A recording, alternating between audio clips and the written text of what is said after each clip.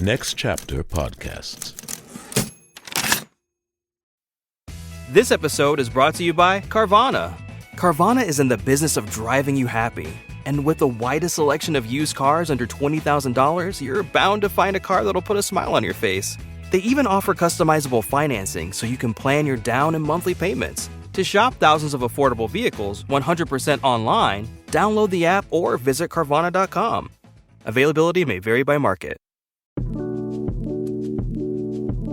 Hi, I'm Michael Goodfriend, executive producer of the Play On podcast series at Next Chapter Podcast.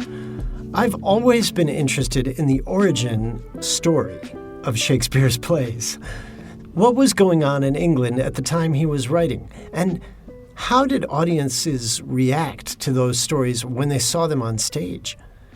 We've had some really interesting conversations about the history and background of Shakespeare's plays as part of our Play On bonus content series at Next Chapter Podcasts. If you haven't had a chance to listen, make sure to look for the conversation that I had with Amrita Ramanan and Julie Foe about Coriolanus, or the interview I did with Alison Carey and Lezlie Cross about Twelfth Night. Speaking of Lezlie Cross, she's here with me now to help shed some light on our latest series, Henry V. Lezlie is a theater historian, a dramaturg, and a director. She's currently the assistant professor at the University of Portland in theater studies, and she is the assistant professor at the University of Nevada, Las Vegas, where she was also the associate artistic director of the Nevada Conservatory Theater. Lezlie, it's great to have you back with us. Welcome to the Play On podcast bonus content series for Henry V. Thank you so much. I'm excited to be here to talk about this amazing play. Me too. All right, let's start at the very beginning. A very good place to start. When was this play written?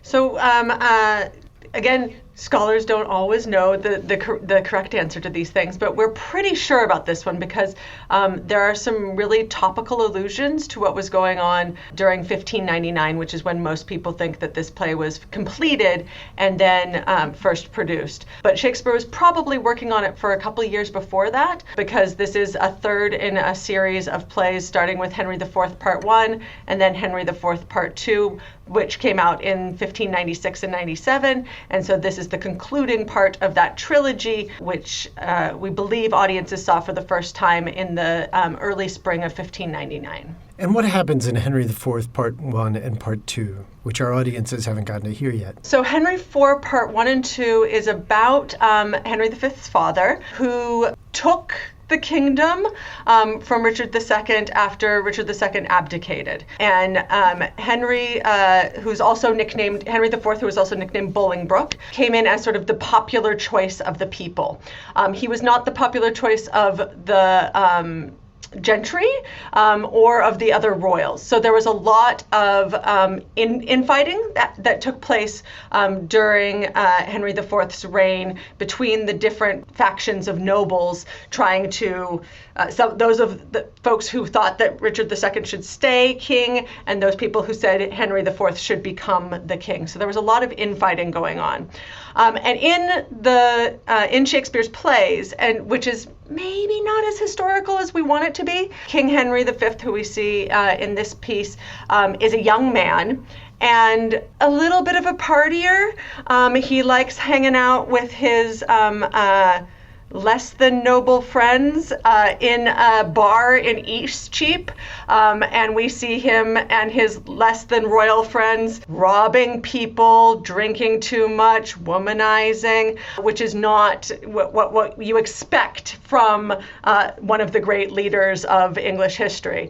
So that's the Henry we see in Part 1. Part 2, Henry IV dies, and we see Hal, as he is known in the Henry IVs, have to grow up a little bit and take on the mantle of responsibility. And then in Henry V, we see him as a fully fledged monarch ready to take on the world stage.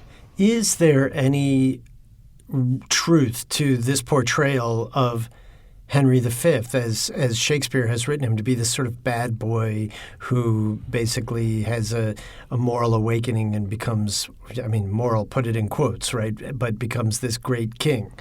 I mean, it's a good story. So, I mean, I see why people go for it. It's hard to know. So, like, yes, potentially. But what we do know is that during the time that Henry IV, so Henry IV was during King Richard II's time, he was banished to France. So during that time that he was banished to France, Henry Hal actually lived in King Richard II's court and was one of his pages. So I think he knew Richard II quite well, actually. And then once his dad took over, he went and fought in Wales against Owen Glendower. So he had like a really strong military background before he ever became the king.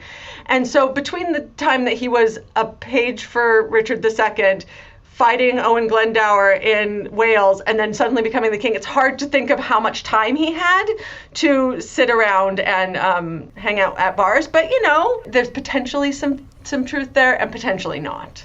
Was it a punitive thing for Richard II to make Henry, the eventual Henry V, his page?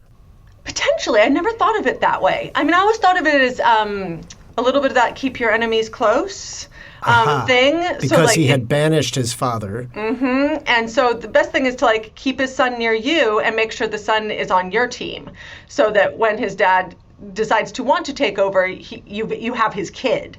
So I always looked at it more of that thing, but there could be something punitive of, you know, you want to rise up against me, fine, I'm going to keep your kid, like as a hostage situation almost in some ways.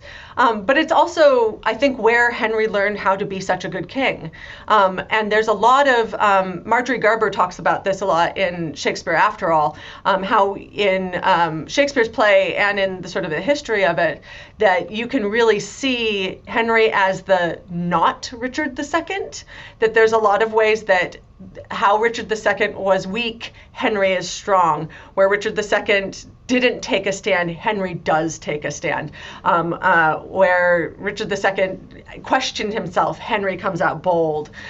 So I think he learned a lot by watching what happened with that failed monarchy. And was Richard II really considered a weak king? Well, history is written by the conquerors, and the Henrys and then the Tudors after them were the conquerors. So Henry V's wife, Katherine, who we see in this play, marries Owen Tudor after Henry V dies, and Owen Tudor is Queen Elizabeth's ancestor. So as we're like looking at who's writing the history, we want to be on the team of the Henrys. We want to be on the team of the Tudors, especially if you're William Shakespeare. So I think at the time Elizabeth was reigning, Richard II was definitely thought of as a weak ruler. This is Michael Goodfriend, executive producer of the Play On podcast series. I hope you're enjoying this conversation with the creatives behind the scenes.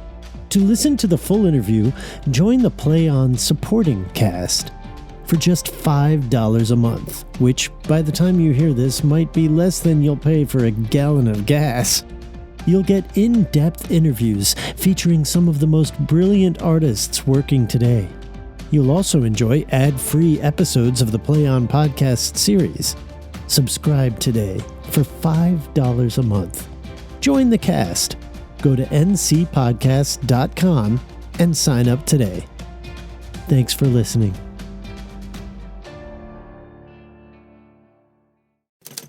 Next Chapter Podcasts.